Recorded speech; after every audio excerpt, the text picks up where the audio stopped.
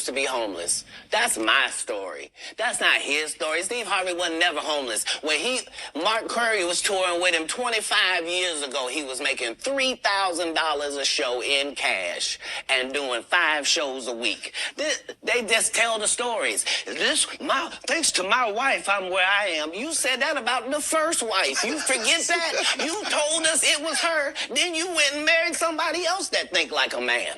Already had his deals when he got here. Have we heard of a comedian that came to L.A. and in his first year in L.A. he had his own sitcom on network television and had his own movie called Soul Plane that he was leading? No, we've never heard of that before that person or since that person. What do you think a plant is? House 2.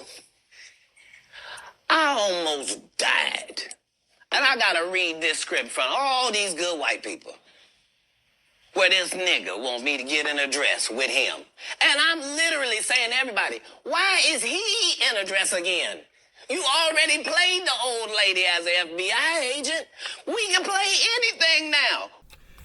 Hello everyone, welcome to this edition of Viral. I'm your host as always, Kendrick Diggs here. Glad you can join us here on Viral as we talk about, Katt Williams speaks out. He goes off on these fellow comedians, and Katt Williams decides that he's sick and tired and he wants to expose the truth on these comedians.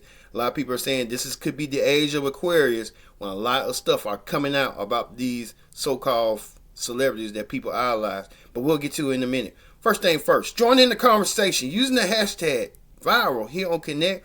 Like I said, Viral is here. Happy New Year. What a start. We kick things off with Katt Williams. Katt Williams, who's a well-known comedian. Many of you may know Katt Williams from his shows, his comedy specials, a lot of movies such as Friday After Next. Well, Katt Williams did not hold back on what stuff he was talking with Shannon Sharpe on his Club Shade YouTube page.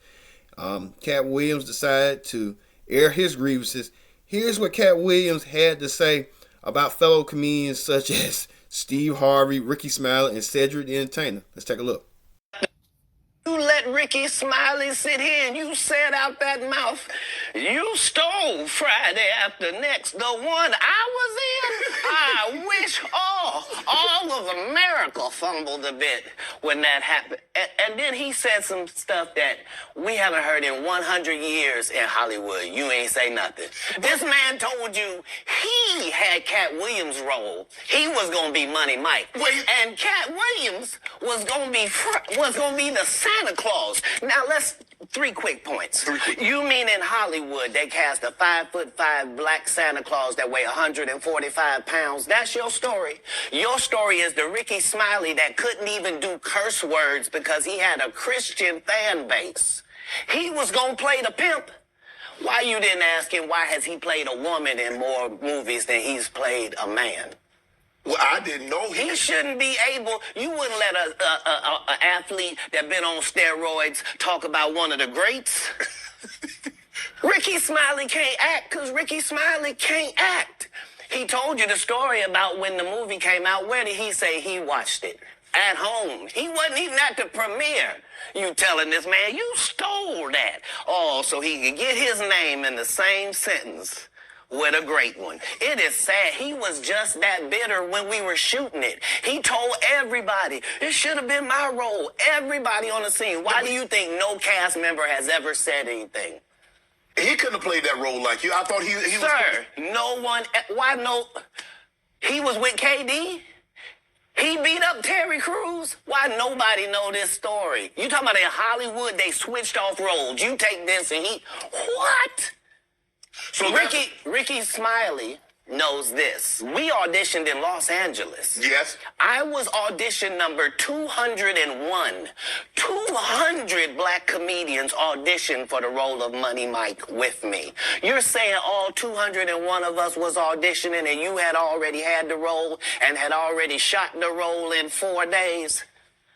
The truth of the matter is, the Money Mike in the original script got raped in the bathroom, and that's what Ricky Smiley was okay with. Katt Williams had to take the risk in front of the studios and the cast and our powers that be in his very first movie and say respectfully, humbly, guys, If we talking about anything else, I have no credibility and I have no pull. But we're talking about comedy, Right. where I have all the credibility and all the pull. The problem with Friday After Next is we're trying to make a classic comedy. And this comedy involves a rape. And rape is never funny, no matter who it happens to or what the circumstances are. If you would allow me to allow us to do this movie without a black man getting raped in it, I promise you that it will be twice as funny as it would be with him getting raped. So considering that's the real story, why would you bring up that story? 35 members of the cast and crew have never brought up that Ricky Smiley was going to play Money Mike. No one ever saw me put on a Santa Claus suit. We got a wardrobe department. They made a Santa Claus suit for me. Why that wasn't in the bloopers? Why? And here's the other thing. Everything that Money Mike said, Katt Williams wrote. So what Ricky Smiley say on his? You can't say my lines, I wrote them. That's how I already know that I'm going to be funnier than you. What he told everybody was Katt Williams, and don't nobody know who he is. I'm on the radio. I'm with Steve and Said. Everybody know me. That's what he told everybody that would listen to on the set. That's the truth of the matter. He was so egregious, not now, then. He was so egregious that, and Hollywood has never heard this in 100 years. He was so egregious, I put in my contract that I won't work with Ricky Smiley again unless he's in a dress. Now, what was Ricky Smiley's next movie? Was it First Sunday? Did he wear a dress in it? You bet he did. It's in my contract. Why would you put that in your contract, Katt? That's where he's a believable actor. Him and Tyler Perry can't play a man to save their life. They play good women, and I believe that the best actor should be in the best role. So that's why, because when we released that clip and he said that, you responded because he said he was supposed to play Money Mike and you were supposed to play Santa Claus. An outright lie.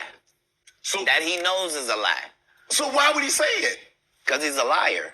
Nobody knows why liars lie. That's why I can't let Ricky Smiley say he was supposed to play Money Mike. Because I wrote the words for Money Mike. I designed the hair for Money Mike. I collaborated with the wardrobe department and made outfits to make sure that no one in America would be wearing what Money Mike was wearing. I told him to go get the Prowler. I then told him to paint it purple. I told him don't have an actor playing a pimp. We could get an actual pimp, Archbishop Magic Don Juan, to play. Like, I did far too much work for somebody to come years later and try to tag along just for their own self-aggrandizement. Katt, he did have a good part in the movie, man. The Santa Claus was funny, man. The dude said the entire time we were filming, I can't play this role. They got a bandana over my nose and my mouth. My family not even gonna know who this is. So yeah, tell your story. Ricky Smiley has been playing the same old black woman forever. Like, you can't get a young fan base with that. Like, you gotta be doing karaoke around the country to make that work, and he is. Ricky sat here and told you that they cut him out of every movie he did. They always had a reason. Like,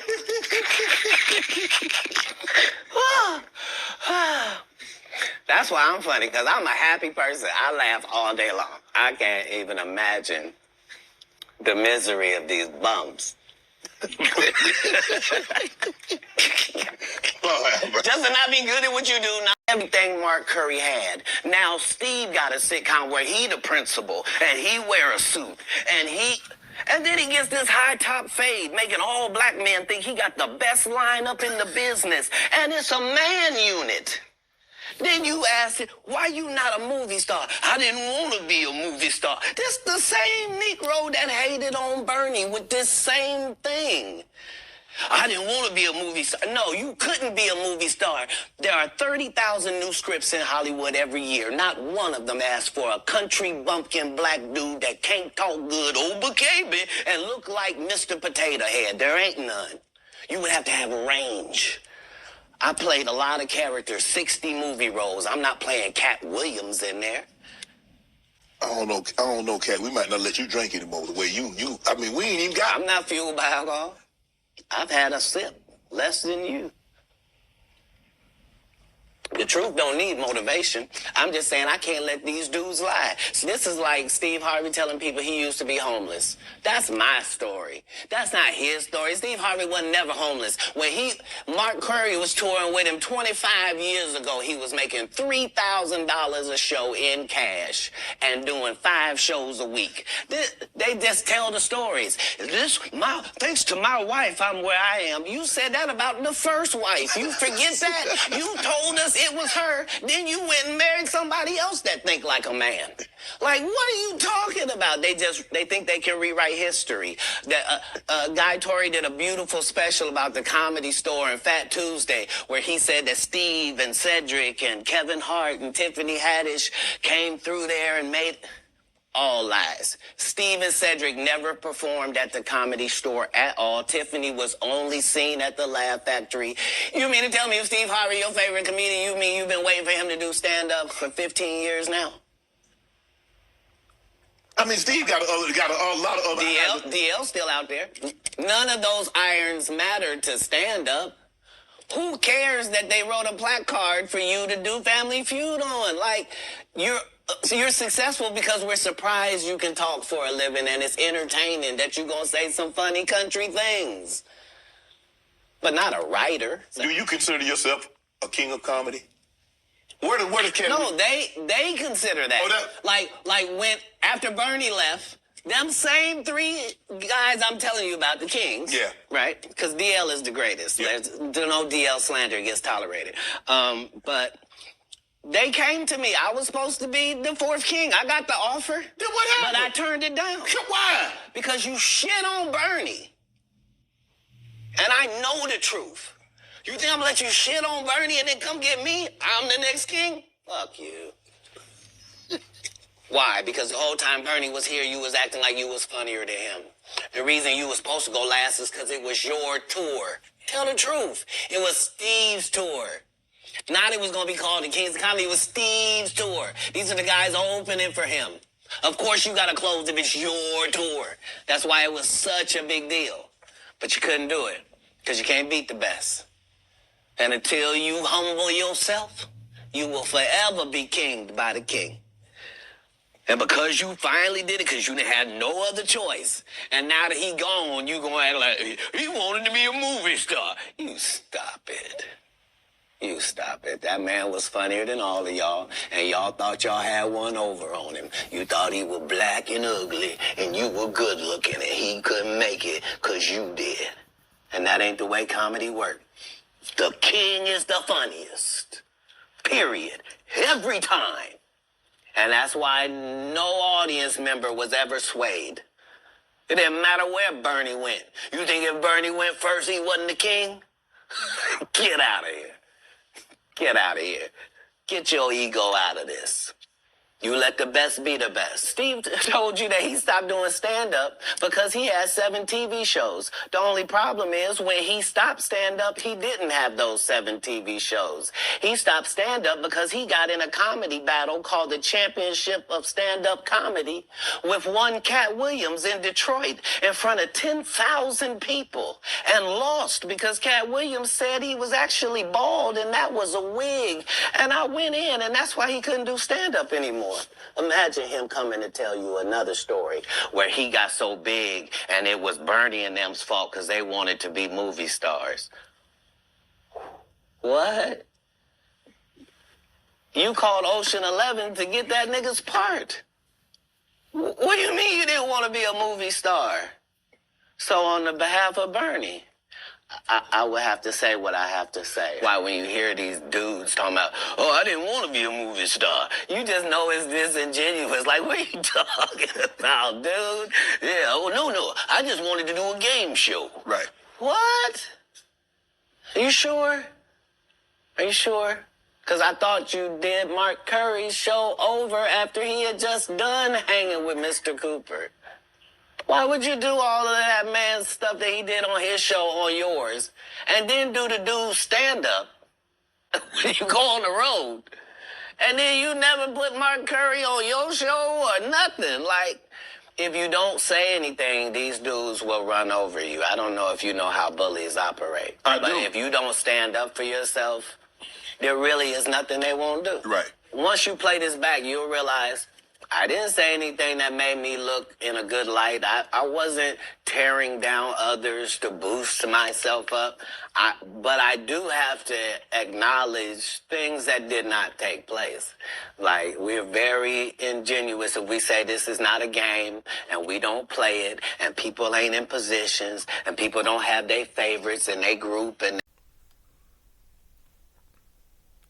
Well, Katt Williams, like he said, he didn't hold back one bit. Katt Williams decided that he wanted to control his own narrative. And what way Katt Williams did by doing what he wanted to do. Well, that did not stop there, as Katt Williams and Cedric Entertainer. Katt Williams believed that Ced was the one that stole his joke of the car, and Ced went 2 years later to decide to make a joke about the spaceship. This whole thing right here, this is proof right here that Katt's talking about. you asked him, did you steal Katt Williams' joke? Yeah. He said, it don't line up. How it don't line up? He thought that I was just a no-name comedian and that he could take this joke and nobody would know. Right. The issue was that I had already done this particular joke on BET's Comic View twice. Right. It had done so well on BET's Comic View that they had made it part of the commercial. So part of the commercial of make sure you tune in to BET was you seeing me doing this joke. So this is not just a random joke. This is my very best joke, and it's my last joke, and it's my closing joke. Okay. 1998, I'm doing this joke. It's on Comic View. Cedric comes to the Comedy Store. He watches me in the audience. He comes backstage. He tells me what a great job I did and how much he loves the joke. 2 years later, he's doing that as his last joke on the Kings of Comedy. And he's doing it verbatim. He's just changed my car into a spaceship. Him and Steve had already apologized for me, so I gave him a pass for a decade. Why would you sit here and be like, I saw Katt 30 times, and Katt didn't do, as I stand before you, Shannon, I would have bust Cedric's stomach.